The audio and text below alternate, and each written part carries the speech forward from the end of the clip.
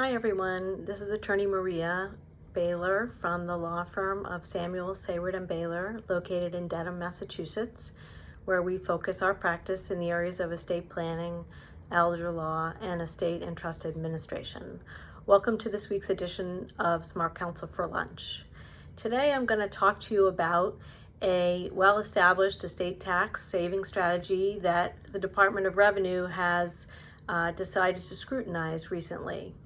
Most of you know about, or some of you have, credit shelter trusts, which are the trusts we typically create for married couples, where at the death of the first spouse to die, we can shelter up to $1 million of assets in trust for the benefit of the surviving spouse in such a way that those assets are not taxed or subject to estate tax when the surviving spouse passes away. That allows us to save a significant amount of estate tax at the surviving spouse's death. In order to make this work, as you know, we like to hold at least $1 million of assets in each spouse's trust. $1 million is the maximum amount of assets we can shelter in a credit shelter trust for Massachusetts estate tax purposes at the first spouse's death for the benefit of the surviving spouse, and allow that $1 million to avoid estate tax at the surviving spouse's death.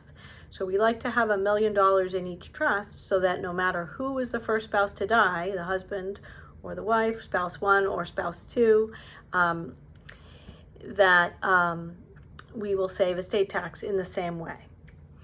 In order to fund your trusts, you have to have $1 million of assets that are of the type that make sense to shelter in these types of trusts. Typically, we don't use retirement benefits, tax-deferred retirement accounts, as trust assets to fund credit shelter trusts. We use investment accounts, we use cash, we use real estate.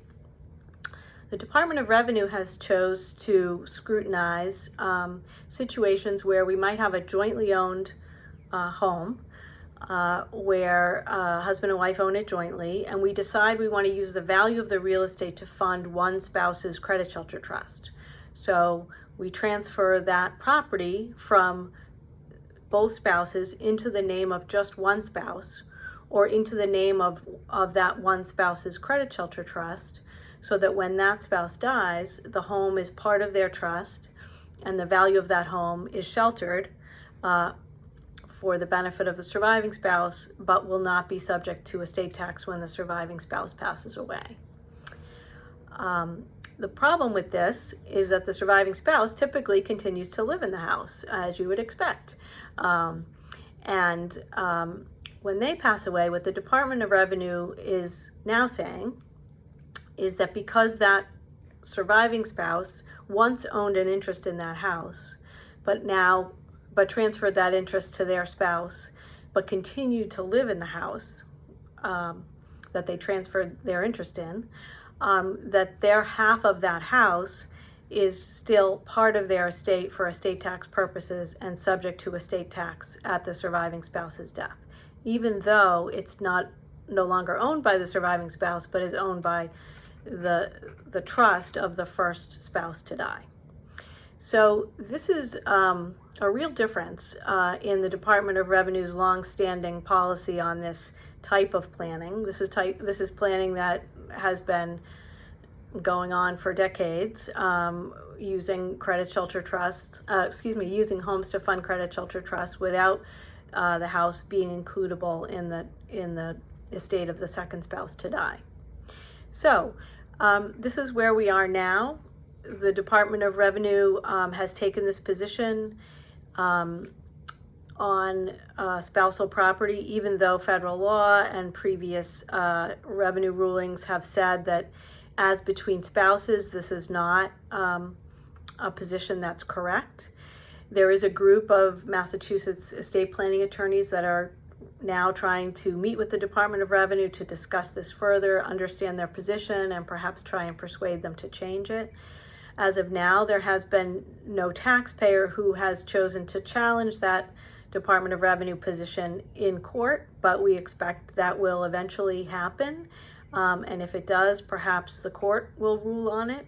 in a way that supports the longstanding practice of using houses to fund trust in this way without having them includable in the second spouse to die's estate. So we don't know quite what's going to happen yet. We wanted to advise you about this and tell you to stay tuned, and hopefully we'll have some positive developments on this soon.